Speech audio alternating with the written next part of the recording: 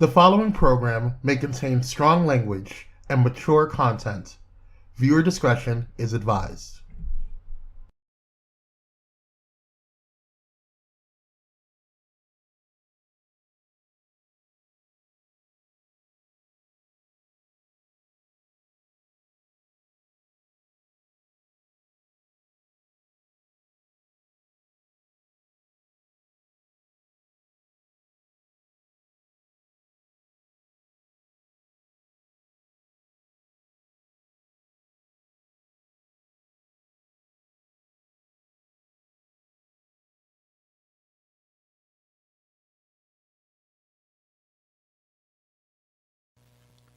Hey, I'm Donta.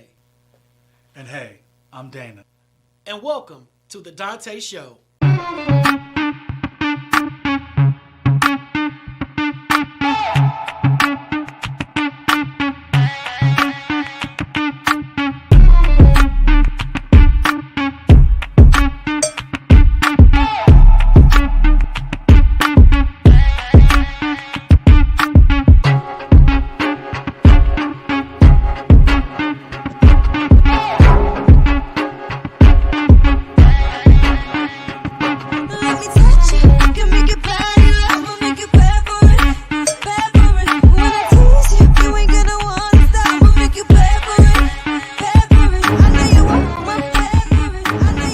What's up, Village? It's your boy Kwame, the man with the plan behind the stands. I'm going to go ahead and make this quick because some of y'all got mouths and be talking mess in the comments and saying that the intro commercial is too long. So, I got something for you. Here we go. Let's get into it. Before we bring out these awesome kings, I need you to stop what you're doing. Excuse me? Excuse me? Ma'am, sir, you, you. Whether you're watching on Facebook, Twitter, or YouTube, I need you to go ahead and share this live stream. Donta and Dana didn't get all dressed up for you not to share their melanated goodness, so share. You share everything else up in here. Share some quality content for your boys.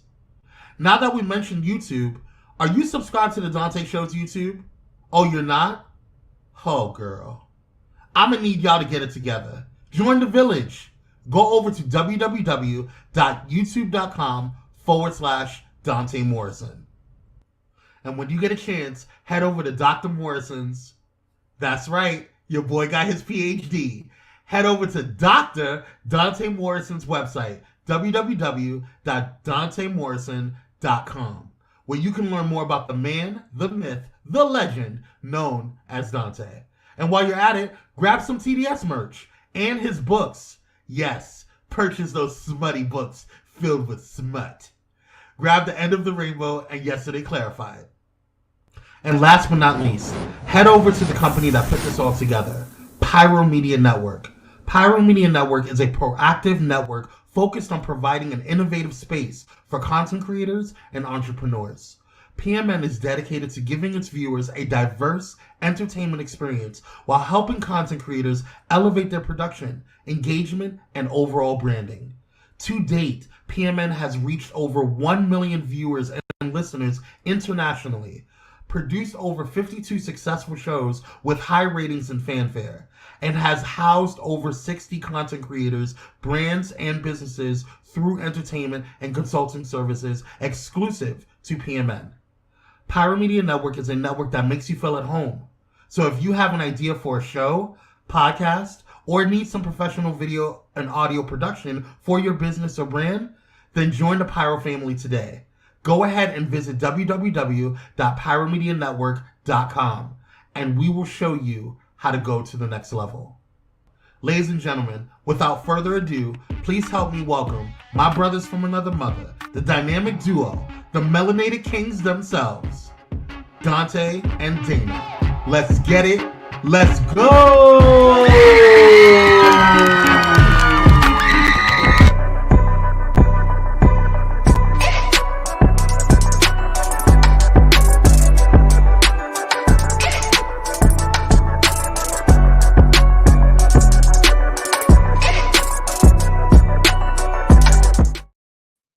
What's up, everybody? Happy Monday. Welcome to I would say almost the last show of 2022 for us because we're going to be on a little hiatus come late 2022, early 23. We're going to revamp, modify, update, edit, tweak, and all that kind of stuff. So in 2023, we'll be launching totally different, whole new vibe, whole new brand.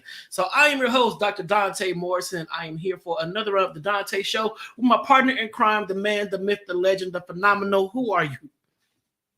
Who are you? He's muted. He's silent. We can't hear him. He is voiceless. I'm Dana Day, y'all. What's happening? What's going on, everybody? What's up, Dana? Welcome back to another round of the Donta Show. How was your weekend, bro? It was magnificent. Had a great time. Actually, spoke yesterday in church. The what? I said I spoke yesterday in church. Oh, you did. You sent me the link. I didn't get a chance to watch it because I was at the baby dedication of my beautiful godchildren, Addison and Adonis.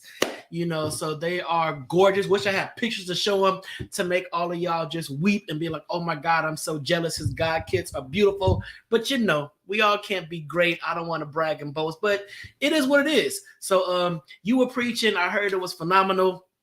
I know you did a good job because you are called, you are chosen, and most important, you are anointed. Hey, I was on my way to the studio, but had to go get a Christmas tree and jack my time up. So that's why I'm listen. here. If you ain't everybody ain't got a tree up by now. Don't even do it. Why? It don't make no sense. I mean, you gotta wait. You want to get the real tree. You want to wait till we want a certain time in the season, all that. Yeah, nah. And my whole street is dark, sadly. Normally my street is all lit up and all my neighbors, you know, have the trees, the lights and all that kind of stuff. But sadly, the last 2 years on my block, it's been real dismal. My neighbor next door, her tree is up, her lights are out. Neighbor across the street, but they got kids, they got little kids, so their tree is up. But the rest of the block, it's like a Nightmare on Elm Street. It's just dark. It is nothing. I feel kind of bad because we have all the stuff in the garage. We right next door to the left. Yeah. Yeah, because we got all the stuff, and it's just everything's always going on to the right. Yeah, to the right is mayhem. Shout out to the Thai squad for being up in here. In the building, ain't they? Appreciate you. Woo. I just got to watching what I could catch of the Thai support. You know, Thais always gives a phenomenal show. So I was over there, you know, at the Church of Thai. You know, I had to sit in the back though. I couldn't sit in the front row because I didn't want to get up and disrupt. So I kind of just walked in and sat in the back. Usher handed me a fan. You know, I fan where necessary, but for all intents and purposes, I had to step in and just hang out with the squad for a minute because the squad keeps it 100. The squad keeps 100. So squad, thank you for rolling over here to the Donta Show where Black Lives Matter. We appreciate y'all. Speaking of Black lives, there is no more important Black life than Black women. And tonight we're having a show dedicated and focused to the health of Black women. I got two queens in the green room who are going to come on and join us momentarily. But tonight's show, I really think is so important because we're hearing so much stuff going on about Black women, but we're not having these comprehensive conversations to talk about the health equality and health equity for our queens, you know, and it's sad that in so many areas of health and wellness, Black women are still not talked about in the capacity that they deserve. A lot of Black women endure a lot of medical issues because they're not treated the same when they go to the doctors. So if you are a Black woman watching on tonight, do you feel that your healthcare needs are equitable to white women? Let's just put it out there. Let's just call a thing a thing. When you go to the doctor, do you get the same kind of treatment, respect, love, and ear that your white counterparts get? Or as a Black woman, do you feel that you have to fight more, you know, to be heard, to be listened to? When you say something is not right, I know my body. Do you got to push harder against the system as a Black woman? Let's unpack that on tonight. And we got our guests. Should I read these whole bios? Because they gave me this bio and this is beautiful. Hey, I see Allie 23 Diggs watching. That is the mother of my children. I say it that way because she gave birth to my beautiful godchildren and she is watching one tonight. I love her immensely because she gave me them to love. And I was even in the room when they entered into this terrafram called Earth. So Alessandra Diggs, I lift you up. I thank you for giving me Adonis. Love it. So, Black Queens, I put this question out there so we can talk about this. We can unpack this. Tonight is your show. Chris Neal, I see you're joining on. Tonight is your show. This is about my Black women. Listen, I am the son of a Black woman. I'm the grandson of a Black woman. I'm the brother of a Black woman, because I want to put that out there, because sometimes when women hear, oh, he gay, he don't like y'all. No, I love Black women. I may not date y'all, but I love y'all. Because of y'all, I am here. Because of y'all, so much of me is able to do what I do. So, and Dana, when it comes to Black women, how do you feel about Black women? I love them. All shades, all colors, all different hair textures, all different types of mustaches they may have when they get older. Never mind. Moving on. You ruined it. Let me read these bios. All right. So the Black women, let me see. First, we got Sharita Ambrose. Sharita Ambrose, you got to say all these letters you got behind your name, because I'm looking like, yo, wow. Sharita has a rich background in HIV/AIDS education, advocacy, and skills training, spanning over 20 years. She has a doctorate in health education and health promotion from A&T Steele University, a master's degree in public health from A&T Steele University, and a bachelor's degree in health administration from Texas Southern. Come on here. And her quote is this: I believe that Black women's voices needs to be heard, and spaces need to be curated for us, by us, to address the intersections that we face daily. I am committed to Black women and improving our holistic health from birth to death. Listen, I love that. From birth to death. Come on here. And then we have Latoya Swan. Latoya has a rich background in HIV/AIDS education, advocacy, and skills training spanning over 25 years. Listen, these queens have tenure in this work. She has a bachelor's degree in community health from Texas Women's University. Her quote is this: I am committed to Black women, social change, community empowerment, and raising awareness in preventive health through courageous thinking, self-awareness, and education. Village, are y'all ready to have this dynamic conversation focused on the health of Black women? If yes, light up that comment section and say, let's go, let's get it, let's do it. And welcome to the Donta Show, Sharita Ambrose and Latoya Swan.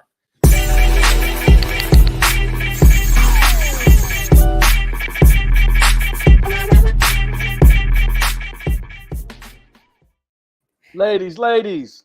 Thank you for having us. Hello. Hey, you finally made it.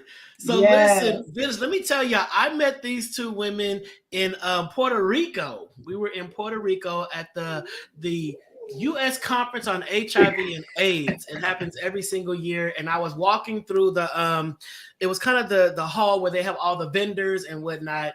And usually there's a section that's like poster presentations. And poster presentations is really for the corny academics that like to go and see how data is collected and all that. It's not the fun section. It's really when you want to go and just look and say, how did they unpack this? What did they do? And I stumbled upon their poster, and it was talking about Black women's health, and it had, sexual health and all the other, components to that.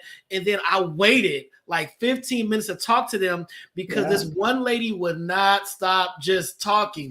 And I'm like trying to stand behind the woman and lean over so they can see I'm there waiting to get more information on their poster. And I'm like, this lady ain't talking about nothing, And then when I finally got to him, we had a very enriching and empowering conversation. And after just a lot of back and forth, I finally got them on the show. So welcome to the Donta Show, ladies. Thank you so much. We are happy to be here. I do remember that lady, so there's that. She was just like, ma'am, come on, I got important stuff. I was just excited to be in Puerto Rico, honey. Wasn't it beautiful? It was beautiful. Oh my gosh, beautiful. It was amazing. So where do you guys want to start? Because I know it's so many different ways we can take this conversation. We can talk about the work that you do individually, collectively, kiss and tell. It's just so much that we only got 45 minutes to just make this happen. But I'm going to throw this out there. When it comes to the health and wellness of Black women, what is one of the biggest obstacles that you are trying to eradicate in your work? I would say one of the biggest obstacles that we're trying to eradicate is one, thinking about Black women at the beginning, at the inception, not what I've been saying. A lot of the places I've been going is that Black women are treated like a plus one, like we are going to build it for someone else. You can come too if you're available, but not necessarily curating it for you. And I think that that is really the crux of a lot of misunderstanding and a lot of Black women not being in circles of care that they should be in, is because no one's talking to us in a way that we want to be spoken to, talked to, outreach to. Well, one thing that I've learned doing this work as I've gotten older in the 20 some odd years is that one, the system was never built for us. If we go take it all the way back to slavery, to gynecology, to just what we were used for as breeders, that when it came to us taking care of our own health up until this point, we've had to fight to dismantle how the system was built. Thank you, because you opened the door. I try to test where people are at when we come to the social constructs and the role of racism and white supremacy as it plays into our healthcare. You know, it's just Black individuals. And you, Latoya, you just went right into it. Said, look, we only got 45 minutes. Let's go. You talked about being breeders. You know, and last night I had the privilege to watch Emancipation on It Apple was TV. so good to watch. Yeah, I got to watch it, and there was I'm not going to give it away, but how the story began, it really shows why we have so much trauma within Black families when it comes to separation issues and anxiety and all that. It really paints a clear picture of why that exists and what white supremacy did to us, you know, that we're still trying to navigate through. So Latoya, when you talk about Black women being used as breeders, absolutely, and how that has transcended from the plantation to the city, you know, we're still living under the auspices of white supremacy when it comes to health, wellness, even using our voice. You know, why do you think that's still relevant now today? It's like we have to unteach ourselves what we've been handed down generational. And you have to step out of the box and be brave and be the one to want to break those generational curses, as they call them. And so people like Sharita and I, we have big voices, big personalities, and we call a duck a duck. And like, I love what you said earlier when you were like, I may not date y'all, but I love y'all because this is who I come from. And I think that we get lost. Well, I won't say we, but I think that some people get lost in the movement of us going forward, but kind of leaving behind what our history looks like. But we have to understand that it's right behind us. All these things that happen to Black women are not far apart. My grandmother died when she was 93. Like that's only a generation from me. Yeah, and I think it's also because in everything, racism, white supremacy, and other isms are baked into the pie, right? We're all eating this pie of what America has to offer us. And the thing is that a lot of medical professionals are taught, you know, very harmful things about Black people and Black women specifically. Also, Black women we will push everybody out in front of us, take care of everybody in front of us, because that's what we are socialized to do. Take care of the family, take care of husbands and extended family and so on and so forth. And a lot of times you'll push yourself to the back burner. I know lots of women who knew something was wrong health-wise. They just didn't go until something happened where they ended up either in the ER or they just couldn't bear it any further.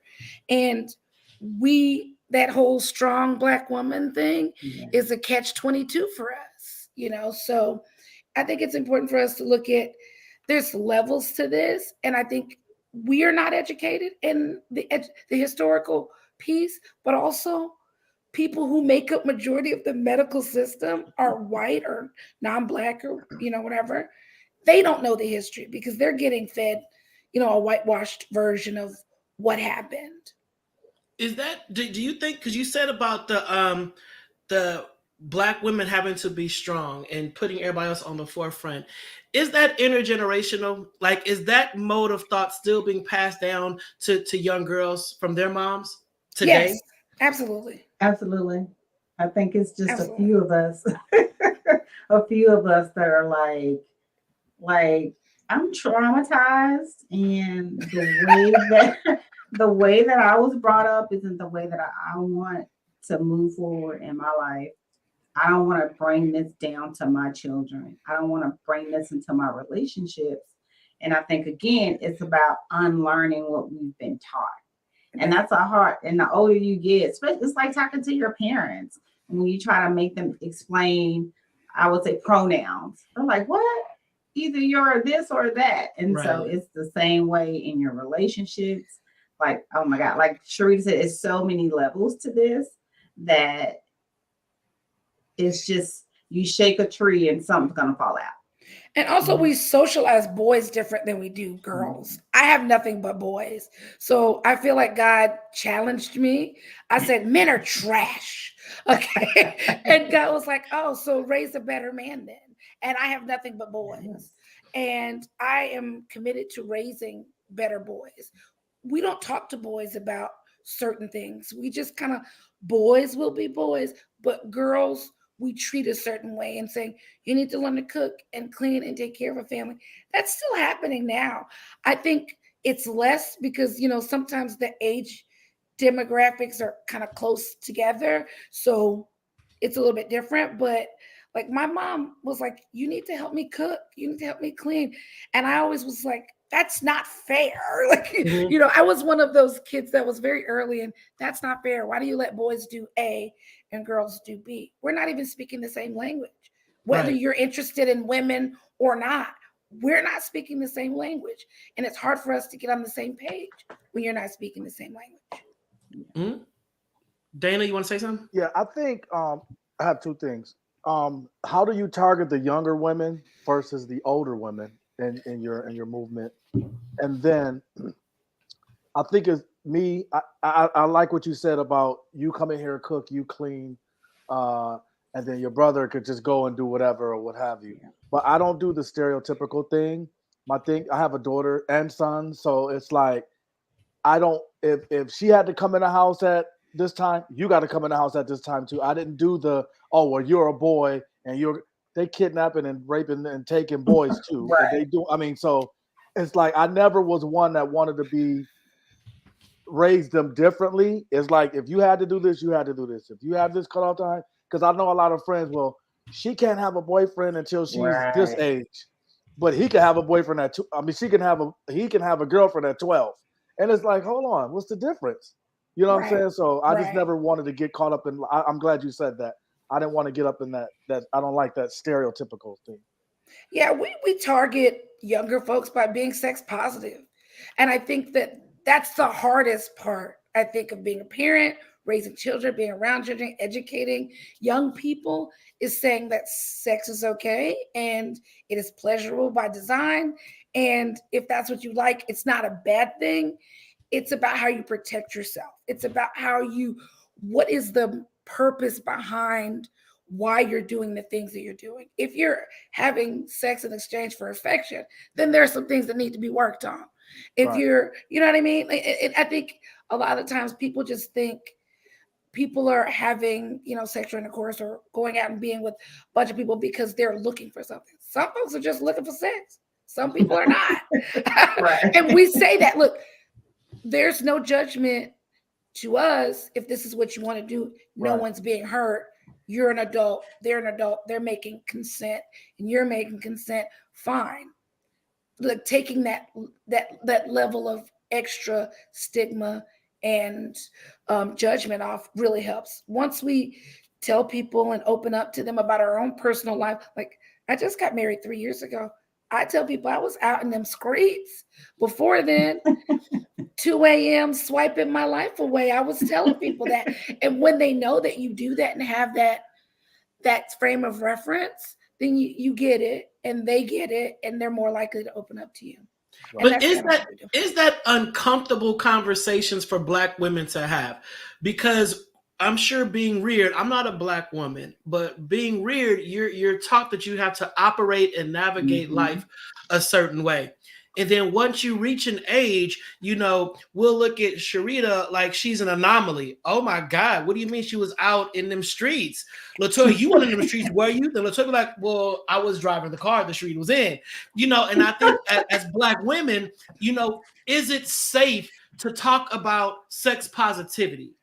Have we reached that level now? Because we look at reality TV and we see Black women wilding out left and right, but we think that's all for the the TV or whatever the case may be.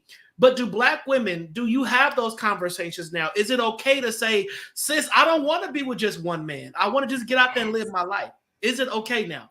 Absolutely. I would say, like, when our parents were raised, they weren't taught, no one talked to them about sex. No one talked to them about pleasure. No one talked about how intimacy is supposed to be between both partners. It was like, you find your husband, you get married, you have kids, live the American dream. Now that we're in this generation, where we've learned about, women are learning about their bodies. Women are learning what they love. Women are learning about, the difference between their vulva and their vagina and what's up in those parts. And what we like to do, and what we found, was when we came into our curated spaces and we talked about our sexual health, Black women will open up and talk about what they love, what they want, how they want to be pleasured. And then it's like, okay, it's not that people don't want to talk about it. It's about providing the space for them to talk about it. And I think it's also good to note that a lot of Black women's sexual initiation and or sexual lives are rife with trauma.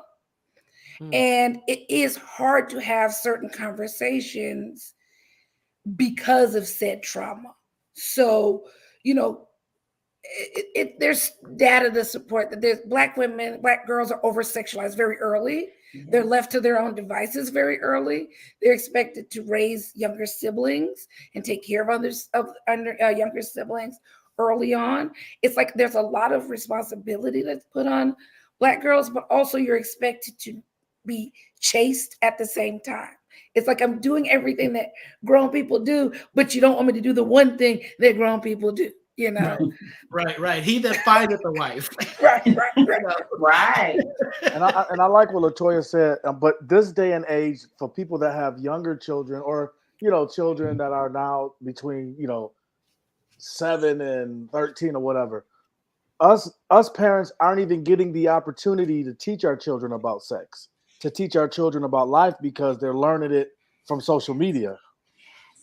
So it's like, when I talk to my son, I was like, hey, man, I already know that. I'm like, where you learn that at? Tell me what you know. Well, tell me, because I want to try.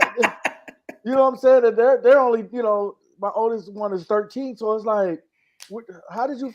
Well, my friend at school told me to look this up. And I'm like, what? So it's like, you can't even have those conversations. It's a wild west of information out here. It really is. They could just type it in. Yeah. So that's scary too. Yeah. And I think I just want to get this come real quick. I like how Chris Neal on YouTube said, teach a person how to be responsible for yourself and others. Because I had asked the question, is it still necessary to teach gender roles? I know a lot of parents, I got to teach them how to be a man. I got to teach her how to be a girl. But usually teach her how to be a wife. We don't teach him how to be a husband. He got to be a man, but she got to be a wife. And basically Chris just said, teach them how to be a responsible individual. Then Allie Diggs said, my twin brother's prom date was allowed to spend the night after our prom, and my date had to go home. Now there is definitely a double standard there, because I know after my prom date spent the night at my house. And my mom, she's probably watching right now. My mom said, does her mother know she stayed here all night? Not what are you doing having it? I wasn't the issue. Right. You know, because people used to be like, you're going to be the one stuck with the baby. Nowadays, we leave babies too. Like, be a Right. single dad. Listen, Right. it was like it's an episode of Good Times when they were trying to figure out who was sexually active in the house, you know, and when they found out that Thelma was the one that had this older boyfriend, you know, and JJ had just went out, you know, to go wild out. The mother asked, so you gonna let JJ go out and just do all this to these girls, but your daughter got to sit up in the house? And he said, well, this is my daughter. Let those other fathers worry about their daughters. Like, my son can do what he got to do, you know. Wow. And that same system is, I think, is still in play. Kyrie said it's so unfair to make them teenage mothers without them giving birth. And that goes back to what we said about, you know, you 9 years old and you holding a baby on your hip. You know how to make a whole bottle. It's actually, I saw an Instagram video where the little girl was making a bottle for her little brother. And I'm like, yeah, that's cute, but she know how to scoop the formula, do the water, shake the bottle. And I'm like, but she's a baby. You know, I did not learn to make a bottle until I had a baby. So yeah, it's great. She can be a helper, but then she gonna one day say, well, I want a baby. Well, no, you too young, but I've been raising them my whole life. Right. You know, right. I don't understand. So Sharita and Latoya, you guys also have. I'm gonna ask this question. Go to commercial break, then come back and unpack it. I want you to talk about Sharita because you really are rejecting this whole doctor title. You know, I'm not rejecting it. You know, Who's here? just so Get y'all her, know, Dante. Get her. She's a whole doctor. She's a whole doctor. When I met her in Puerto Rico, whole doctor, and I'm like, you don't use your title. I'm still warming up to it. I get it because I just start. Kwame has to make me put Dr. Dante. I'm like, I'm just Dante. You're a doctor. No. I'm Dante. You know, so Sharita, I get it. We're gonna come back after break, and you're gonna be Dr. Sharita Ambrose. And then we're going to talk about your research. We're going to talk about your research, your project, and what you guys are doing to change the dynamic for Black women in health. So be right back, y'all, after this quick commercial break.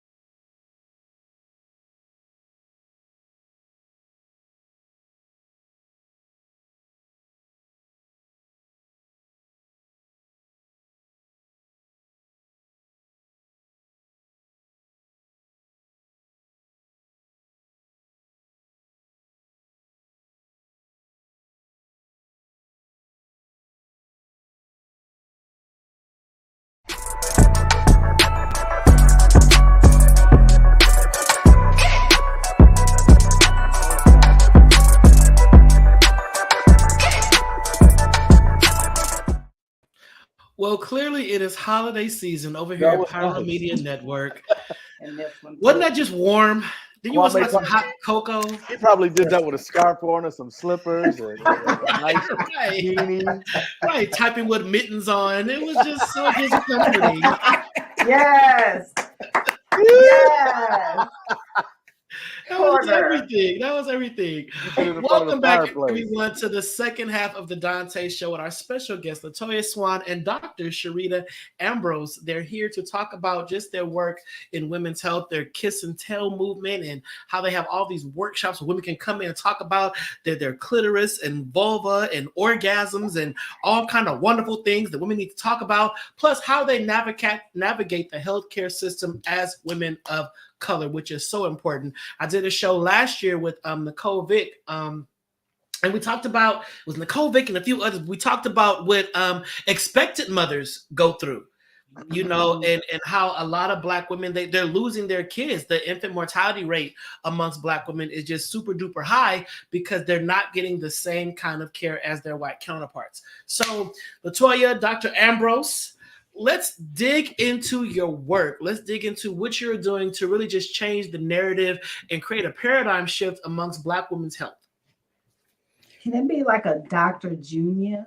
You're Dr. Life. Yeah. Dr. Life. Right. Even on the screen, it don't say Dr. Ambrose. It just says Sharita. So we're going to fix that though. Right. Actually, Sharita and I, we met years ago. And she was in a training class when I moved from Dallas to Austin. I started working for an AIDS service organization. And that AIDS service organization sent us to Dallas to a training class for HIV testing and counseling services. And Sharita was one of the trainers, and she was just like 900. And I was like, I want to meet her. I want whatever she's having. And I introduced myself and we became friends. Years later, after I worked at the AIDS service organization, I started working at a training organization with her. She called me. She said, we got a job opening. Hey, here's your opportunity. Went in there and we came up with this idea of how we noticed that every time we would go to conferences or summits or things like that, it was always other people talking about what Black women needed, but none of those other people looked like us. And so we were like, how you gonna tell me what I need, but you're not talking to me? So ain't nobody asked me no survey questions, no evaluations. And so then we sat down and said, you know what, we need to do something for us, by us. FUBU. Okay. And so we came up with the kiss and tell, keeping it safe and sexy. That was like, oh, girl, that's cute. And we just stayed with it. Like we knew in our hearts that we had something that was really important, but just being in the right place, in the right space, with the right people at all the wrong times. Yeah, and then we just kind of started doing it out of our own pockets, and we got little mini grants here and there, but ultimately it's been kind of bankrolled out of passion of being in rooms where people will say, when we raise the hand and say, well, what about Black women? They would say, oh, we don't want to do too much. And like, I take it personal. So I was, I walk into a room on 100, I'm going to call you out.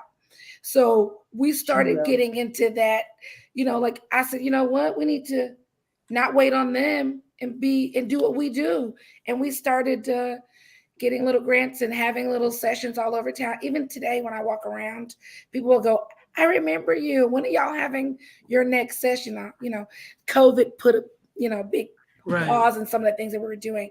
But my the not so boring poster presentation I had was about Black women and HIV prevention, pre-exposure prophylaxis, also known as PrEP, and whether or not Black women are willing to take it, because there is a narrative that's going around that Black women won't take it. What I found in my research is that Black women knew about it. We knew about it at a higher rate than what has been reported. However, it's not offered to us. It's not prescribed to us. it's not marketed to us. So a lot of Black women don't think it's for them. They think it's for trans people, it's for men who have sex with men, and that's it. But I always tell people, if you have an immune system, PrEP is for you. Right. And what's sad about that is that the rate of HIV amongst Black women is still high, constantly increasing. And you would think that there would be a more dedicated focus on ensuring that Black women have preventative measures, but they don't. Black women don't have commercials, they don't have advertisement, they don't have any kind of programs really specifically designed to make sure that Black women are kept abreast of how to prevent HIV. Yet and still, data is proven that you have white gay men, Black gay men, and then Black women, when it comes to the rates of HIV infection. So for Black women to be even in that tier is proof positive that they're catching it from somebody. Somebody is giving it to somebody. And why are Black women not at the table of discussion when it comes to how to prevent it? Why are Black women not being privy to the benefits of being on PrEP? How come when Black women go to their gynecologist and talk about sexual health and whatnot, their gynecologist is not having comprehensive conversations and saying, well, hey, have you heard of pre-exposure prophylaxis? Right. Or even if she says, I would like to get on PrEP, he or she is not pushing back and say, oh, you don't need that. That's not for you. Or they don't know about it at all. And right. That's the sad part. Right. And then the other thing is, like, we live in Austin. So the Black OBGYNs or Black gynecologists here are far few and in between. And book up fast, honey. And book up fast. And then you would also think that if any of our Black women are diagnosed with some type of sexually transmitted infection, gonorrhea, chlamydia, syphilis, after they have went through the regimen of being cured, you would think that that would be one of the things that's on the front burner to offer to them. It's PrEP. But does that come with the fact that and we talked about this, that I'm sorry, you guys are in Austin, Texas? Yeah. Yes. Okay, because Chris Neal, friend of the Donta Show, cousin of mine, is also in Austin, Texas. Hey, Chris. It'd be great. We would love to meet you, Chris. To have conversations and met up. But just I'm bringing up the whole PrEP thing and spinning it back to the comfortability of Black women that have comprehensive conversations about sexual health. Will Black women even admit that they are having multiple sex partners and that some of their partners are possibly bisexual Black men, that they know are bisexual? Well, let's just start here. Is that when you look at the data, when Black women are diagnosed with HIV or other STIs, they're more than 90% likely to get into care, treatment, complete the regimen, so on and so forth. So that whole, we won't take medicine, they won't do it, you can throw that out the window because that's not true. If my doctor doesn't know about it, it takes the wind out of my sails, right? If they say that they feel uncomfortable because we're in a red state, then they don't want to write the script, that takes the wind out of my sails. If I have to acknowledge things like men who have sex with men and women or concurrent relationships, and I find that Black women are more likely to have concurrent relationships. So not necessarily an overlap, but back to back. And no one wants to talk about that because that's my boyfriend. No one, these random peens, they want to talk. I can acknowledge that. But if it's my boyfriend, if it's somebody I consider myself to be in a situationship with, I'm less likely to have conversations. And we talk about that in our sessions. Like, how do you address certain things in a situationship? A lot of women, Black women especially, are afraid to have a lot of these conversations because of gender dynamics, power dynamics, dating pool, or lack thereof. Yes. And that they want to date Black men. They want to date Black men who are successful. And so do 7 women who look just like them. So it's more of a, Black men have carte blanche a little bit more so than Black women. And Black women are also discouraged when you go get advanced degrees. Nobody gonna want you with all them degrees, girl. I've had people in my life go to their pastor and say, oh, I really want to get this degree. And they say, well, you might want to consider that because it's going to be hard for you to find a man who who has But comparable you can't be education. too smart. You Can't be can't too smart now. Right. And I was like, leave that church. Yeah. That was me. Leave the church. Find another. There's one on every corner. Yeah. But yeah, like Black women, we're in a rock and a hard place. Hold it tight and for the fam and for the community and be down. But also don't get too smart. Don't get too ahead of yourself. You need to support Black men in this way. And I think when it comes to health, from what I found in my research and what came up in my research was that there are all of these intersections and layers that people don't address in any of the interventions that are out there. They just say, go to the doctor, ask for PrEP. Yeah, but how do I explain this new medicine bottle to my boyfriend or husband? Right. How do you unpack that when you boil it down to the fact that PrEP is a preventative tool for HIV? How do you tell the dude you with, well, I'm just taking this because I don't want to catch HIV. So you said I'm out there messing around. Right. You saying I'm gay because Right. most Black men still associate HIV with homosexuality.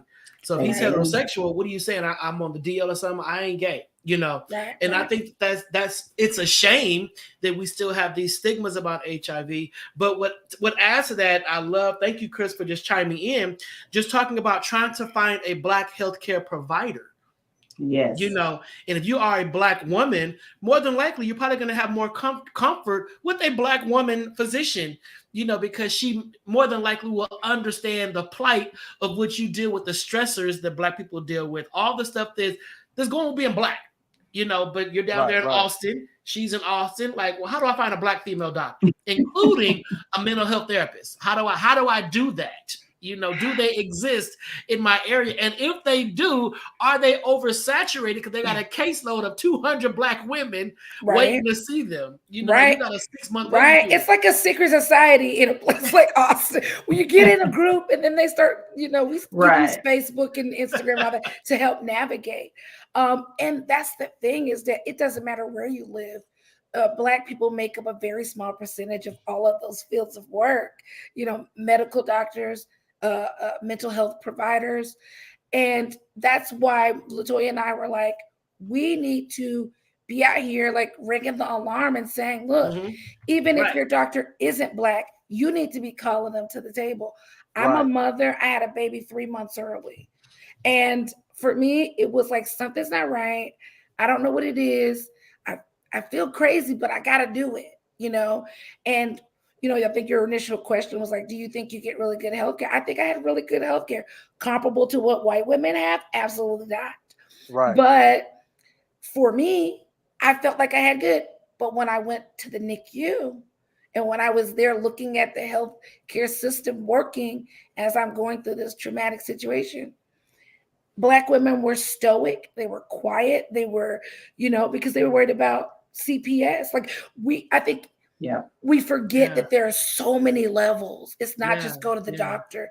It's same with Latina women who fear immigration. Absolutely.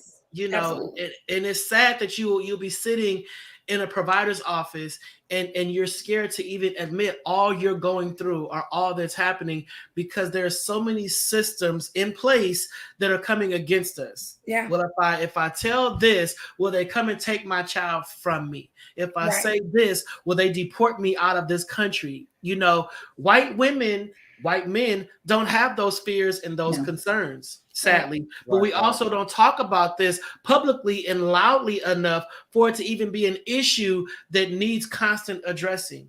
And that's why I applaud both of you, because you're not ashamed to use your voice and use it loudly to bring about awareness to these issues. That's why your poster had grabbed me, because it was showing all these disparities that Black women are facing when it comes to sexual health, preventative care, and all that. And that is so important.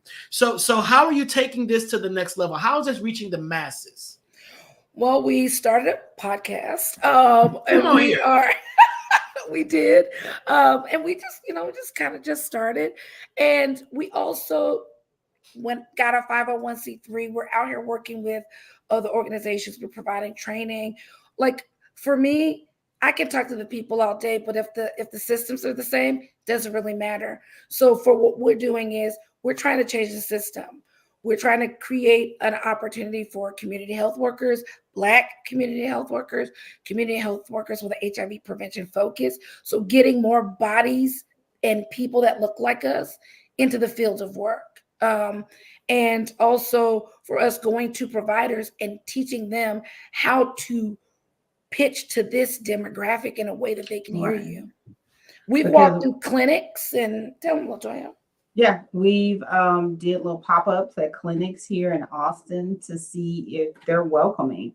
And there's no posters on the wall. There's a person there's not a person at the front desk that looks like us. There's no person that looks like us that takes us through the HIV testing and counseling process. And it's like, okay, but you're in these communities that you say you want to serve, but they're not looking like the people that you serve. And so another thing that I wanted to add was a lot of these interventions, as they call them in these communities, are for lower income folks. So they miss people like us. Yeah. They miss us degreed women, us women who I'm married, but us women who are not married. And we're looking for these long-term relationships. And in the process, you know, we're having pleasurable sex and conversations happen where condoms aren't always used. So then there's condomless sex, but we're not informed on all the preventive methods that we know are available. But it's just like brain surgery. I don't know anything about it because I'm not a brain surgeon. And a lot of people don't know about HIV and the myths and the stigmas that still surround it. So when they do see commercials like PrEP, they go, oh, no need to worry about, that's not for me, but really it is. And so when we go into clinics and things don't look like us, don't sound like us, don't quack like us, so we're like, okay, so how are you going to fill that gap? And sometimes they'll tell you, I don't know. And so that's where we come in with what we're offering as far as training. Let us train you on cultural humility. Let us train you on cultural competency. On medical care is not the same across the board. Agreed. How are y'all defining success? Well, I think me and her, we have a difference of opinion sometimes. So I'm going to say for me, I define success as people going into their providers, asking for things that they had not asked for prior to knowing me or having an interaction with me, or sharing the information that they learn. And we ask people, like, because they come back. We've had people come in and say, I got on PrEP after because I realized what it was. And I always tell people it's the in the meantime, in between time pill. You can stop when you get to a place where you want to be grounded. But if you are on the streets, hey, one less thing to worry about, right? So for me, that's my level of success, is being able to know that people are taking this information and using it in their daily lives. Correct. Yeah, I mean, you don't get in this line of work for the money. You definitely get in it for the passion. So like when I have people come up to me and say, I got on PrEP after coming to one of your sessions, or I told one of my girlfriends about your sessions, they showed up. Because one of the things that we do in our sessions is that we will have a nurse or a therapist or someone to come in, mostly like a nurse to come in to talk about, because people have questions about side effects. What is it going to do to me? Can I stop it when I want to? How long do I need to take it? And so once we debunk those and people feel comfortable, like, okay, it's like taking birth control or like a one-a-day vitamin, then they start having that consideration around it. Okay. Or just like when we have organizations reach out to us and say, hey, can you come train us on how you're reaching Black women? We would love to learn how to do that. I love it. Right. We got 5 minutes left. Ladies. I want you to give, you got 60 seconds to let everybody know how they can reach you, connect with you, what y'all need financially. Just let folks know, how can they be a part of this movement, especially the Black women that are watching, the Black women down there in Austin. What's going on? This is your pitch. So you got it. Go, it's yours. All right, so you can catch us at www.randomblackgirls.com. That's our website for a little less, because we're random black girls. We met each other as random black girls, but we never leave each other as random black girls. So our goal is to bring black women together to talk about their needs in whatever way, in a space that's for us, by us. And we're currently doing a fundraiser for the new year. And if you just go to our website, everything's right up on the top. I don't want to inundate people. We on Instagram and Twitter, and that's all on the website. No, you're going to inundate. You're talking about inundate. So yes. At Allure Alliance TX on Instagram. It's TX Allure on Twitter and Allure Alliance on Facebook. So that's where we are. And you can email us if you want to email us. You can email us about training. You can email us about more about our projects. You can email us about when we're going to have our next little meet and greet pop up. Because one thing that we like to do is go to and have fun. Like, we want to talk to you about your sexual health, let you get out your conversations among one another, network, cross-pollinate. And then we like to have fun on the end. Well, I just like to have fun on the time. Yeah, we did one of those rage rooms. We're gonna do that. Oh my God, yes. Rage rooms. We do brunch and learns. We do painting parties, sipping paints. Like, we try to, and this is how we get our younger audiences, because we have to stay relevant, we have to stay creative, and we have to make sure that it's an environment where you're coming to meet a whole bunch of other random black girls, and in the end, and friendships develop. Like a community, you get a community support for yourself. Village. Get a village. Absolutely a village. I love it. I love it. I love it. I love it. Yo, Village. Yeah. Chris Neal says she'll be coming out. She's down. Oh, yes. Listen. Come on. You got one. Girl. That's a success right there. Measure that. Yeah, there'll be one. Right, there you go. There you go. She said, I can't find the black folks, friends, men, nothing down in Austin. We spread out. Very spread. I love it. Thank you, Jonathan. I appreciate that. Jonathan, JT, Sean, all y'all watching over there on YouTube. Thank you so much. We appreciate y'all. Kwame, you ain't got to exit them out. We can all bounce out together. So listen, y'all, this is the last Monday that we're going to be doing in 2022. So you two are actually our last guests for the year. I'm glad I have my holiday wear on there. Right, you just made it in. So shake your shimmy, girl. You are the last guest of 2022. We appreciate y'all. I love you. And what better way to close it out than with some black women empowerment, to let our black women know that they are heard, they are loved, and we got y'all. So whenever y'all need to have me push anything, promote anything, remind folks down in Austin y'all doing something, just let me know and I'll push it out, because I believe in each one, reach one. We all in this together. All right. Absolutely. Thank y'all for your time. I really appreciate it. Oh, for sure.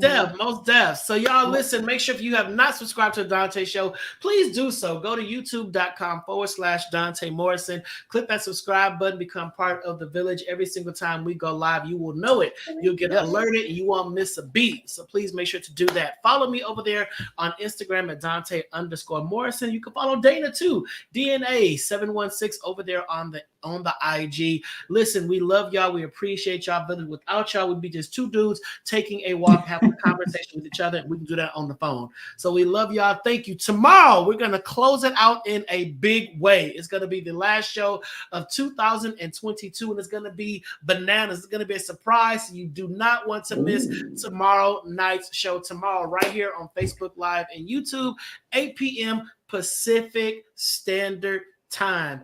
It is 9 o'clock sharp. Kwame, we did it. You can take us out. We love y'all. We mean it. And we'll see you tomorrow night. God bless. Peace. Yes. See you tomorrow.